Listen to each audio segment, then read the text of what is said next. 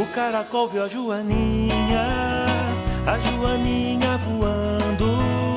O caracol falou: eu não posso voar. O caracol viu o grilo pulando.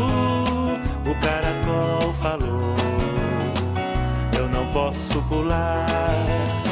O caracol viu a cigarra cantora. O caracol falou: eu não posso cantar.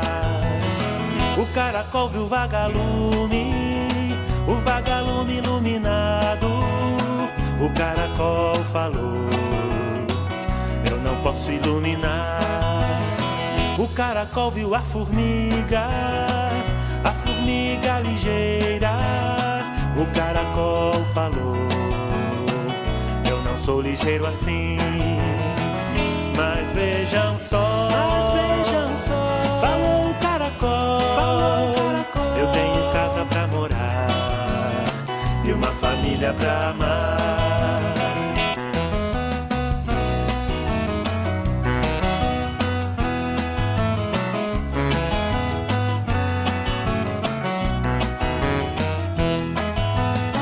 O caracol viu a Joaninha voando. O caracol falou: eu não posso voar. O caracol viu o grilo pulando. O caracol falou: eu não posso pular. O caracol viu a cigarra cantora. O caracol falou: eu não posso cantar. O caracol viu o vagalume iluminado. O caracol falou: eu não posso iluminar. O caracol viu a formiga ligeira. O caracol falou: eu não sou ligeiro assim. Mas vejam só, falou o caracol, eu tenho casa pra morar e uma família para amar. Eu tenho um lar e uma família para amar.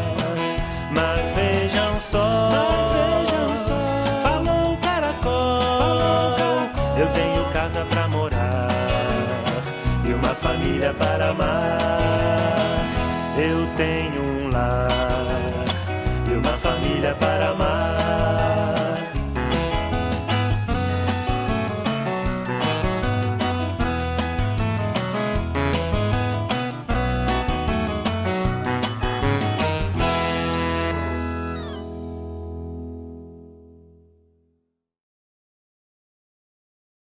Oi, boa tarde. Para começar mais uma aulinha do berçário, eu vou ler o Evangelho, capítulo 14, honrai vosso pai e vossa mãe, item 8, parentesco corporal e parentesco espiritual. Os laços de sangue não determinam forçosamente os laços entre os espíritos. O corpo procede do corpo, mas o espírito não procede do espírito, porque já existia antes da formação do corpo. Não é o pai que cria o espírito seu filho, ele só lhe fornece um invólucro corporal, mas deve ajudá-lo a desenvolver-se intelectual e moralmente, para que possa progredir. Os espíritos que encarnam na mesma família, principalmente como parentes próximos, são, na maioria das vezes, espíritos que se simpatizam, unidos por relações anteriores, que se traduzem pela afeição que nutrem reciprocamente na vida terrestre. No entanto, também pode acontecer que esses espíritos sejam completamente estranhos uns aos outros, separados por antipatias igualmente anteriores, que se traduzem da mesma forma por seu antagonismo na Terra para lhes servir de prova. Os verdadeiros laços de família não são, por conseguinte, os fixados pela consanguinidade, mas os firmados pela simpatia e pela comunhão de pensamentos que unem os espíritos antes, durante e após sua encarnação. De onde se segue que dois seres nascidos de pais diferentes podem ser mais irmãos pelo espírito do que se fossem pelo sangue. Eles podem atrair-se, procurar-se, sentirem prazer em estar juntos, enquanto que dois irmãos consanguíneos podem repelir-se, como se observa diariamente.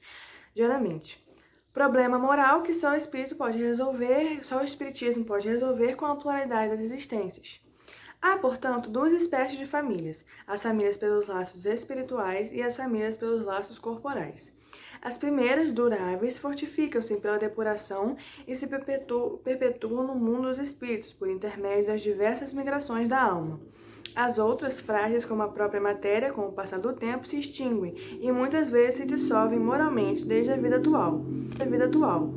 Foi o que Jesus desejou que compreendêssemos, dizendo a seus discípulos: Eis minha mãe e meus irmãos, isto é, minha família pelos laços do Espírito. Porquanto todo aquele que faz a vontade do meu Pai que está no céu, esse é meu irmão, minha irmã e minha mãe. A hostilidade de seus irmãos é claramente expressa em narração de Marcos, pois que eles, como afirma o evangelista, pretendiam apoderar-se de Jesus sob o pretexto de que ele havia perdido o espírito, ao ser avisado a chegada de sua família e conhecendo o sentimento deles a seu respeito.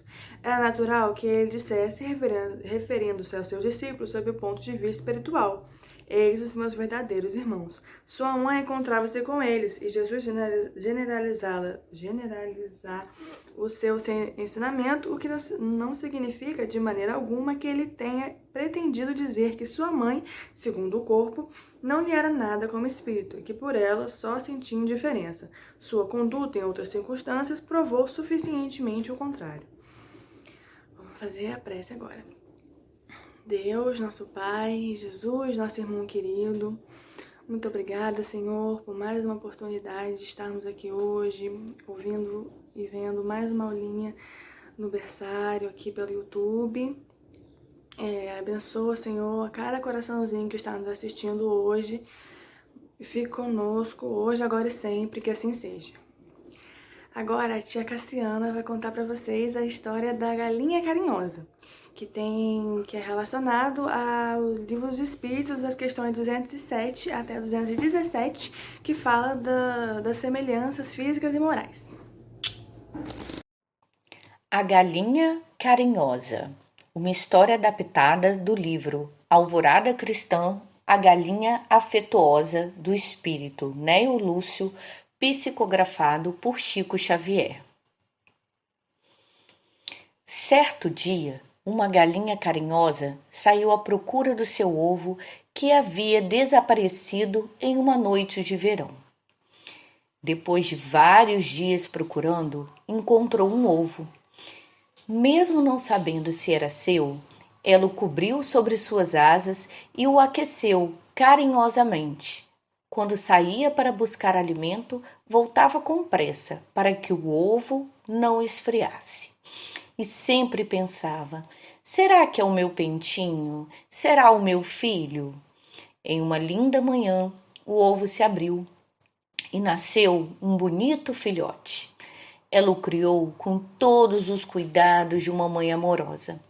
No entanto, certo dia, o seu filhote cresceu e fugiu para uma floresta onde havia muitas árvores gigantescas.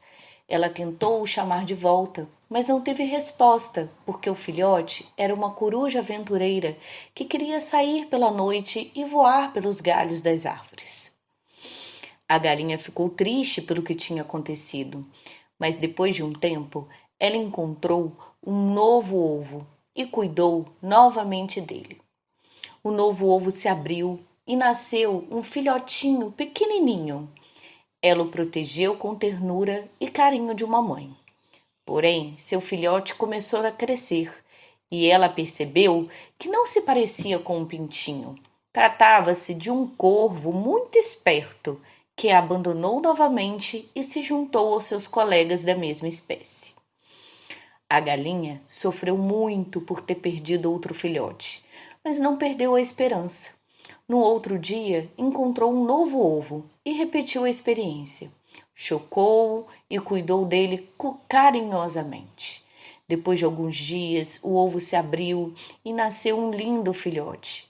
Quando o filhote começou a crescer, a galinha percebeu que este era o seu filhote que havia desaparecido, pois era um pintinho. E pensou consigo mesma que este nunca iria lhe abandonar, porque era o seu filho de sangue. No entanto, quando o pintinho cresceu e se tornou orgulhoso e egoísta e muitas vezes a maltratava. Pelo contrário do que ela pensava, ele não ficou do seu lado. Foi embora com uma outra turma de galinhas. A dedicada mãe chorou amargamente, porém encontrou um novo ovo, que resolveu cuidar, mesmo não sendo seu filho. Deste ovo nasceu um filhote amarelinho, parecia um pintinho. Mas durante o seu crescimento percebeu que era um filhote de pato. Vendo que ele era diferente dela fisicamente, achou que também não iria gostar dela, como os outros. Mas passou um bom tempo e este filhote não a abandonou. A pata se tornou uma grande amiga dela e as duas se davam muito bem. A pata a amava como se fosse sua mãe de sangue.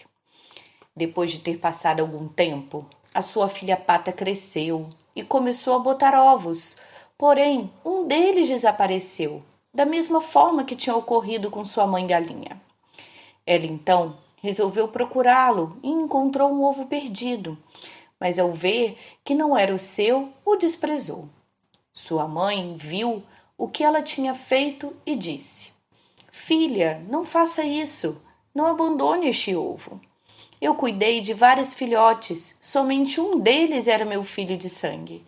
Porém, este meu filho só era fisicamente parecido comigo. Não tinha os sentimentos parecidos com os meus e acabou me abandonando. Eu te encontrei e você estava perdida. Sabia que não era minha filha, mas resolvi cuidar de você, mesmo sendo diferente fisicamente. Não sou sua mãe de sangue, mas hoje sou sua mãe de coração e somos muito amigas. Portanto, cuide deste ovo, mesmo não sendo seu filho de sangue. Devemos amar a todos e não esperar recompensa alguma pelos atos bons que fizermos. Sempre ajude quem você puder. Lembre-se disso." Ouvindo a pata, ficou envergonhada da sua atitude e começou a cuidar daquele ovo com muito amor, como se fosse o seu filho de sangue que havia perdido. E continuou cuidando de todos os ovos que encontrava perdidos, como se fossem os seus próprios filhos. A gente vai fechar os olhinhos para fazer a nossa prece e agradecer essa oportunidade, tá ok? Pai amado, Dr. Herman, equipe espiritual dessa casa benfeitora, irmã Sheila, mentora dessa evangelização, que vocês possam abençoar a semana de todos que assistiram essa aulinha, que a paz possa reinar no coraçãozinho de cada criança que se fez presente nessa aulinha virtual. E assim, Senhor, dá a oportunidade de mais um início de semana com paz, saúde e harmonia a todos eles. Agradecemos, Senhor, a oportunidade de estar aqui, a oportunidade de fazer parte dessa família e, sobretudo, a oportunidade de evangelizar. Muito obrigada a todos, fiquem com Deus, tá bom? Até a nossa próxima aulinha.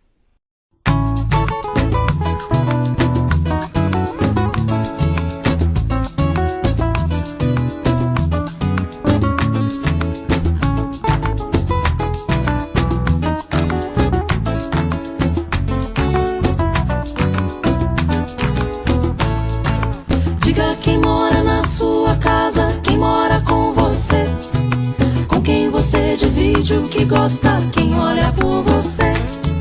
Diga quem mora na sua casa, quem mora com você, com quem você divide o que gosta, quem olha por você.